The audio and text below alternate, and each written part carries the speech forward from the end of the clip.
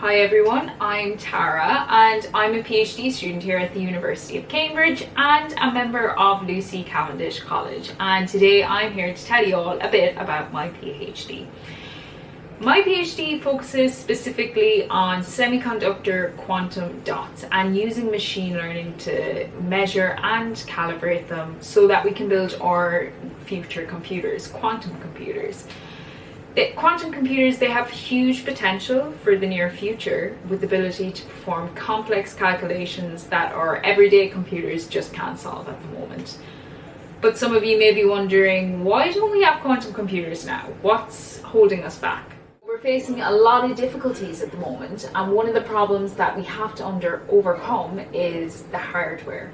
It's incredibly difficult to build these quantum devices, and even when we build such devices, they're quite difficult to manipulate and perform operations on these qubits, which we can use to perform these complex calculations.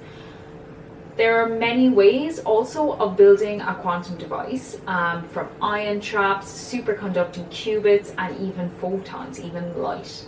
However, my work focuses specifically on semiconductor spin qubits, particularly silicon, and I work with an industry partner up in London called Quantum Motion with this. And my work, well, it first focuses on the simulation and modeling of these quantum dots and how we can interpret different measurements that we're seeing in the lab.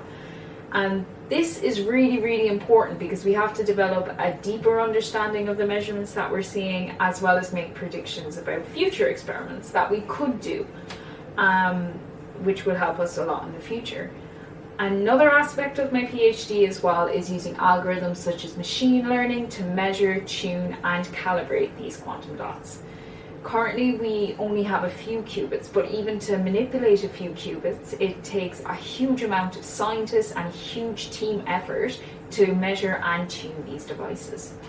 This is far from ideal, and in reality, we want to have some form of automation, some process where a scientist doesn't have to spend all day in the lab. And this is where my PhD comes in. My PhD, it uses statistics and Bayesian analysis, for example, to understand how we can automate and explain the phenomena that we're seeing in these devices themselves.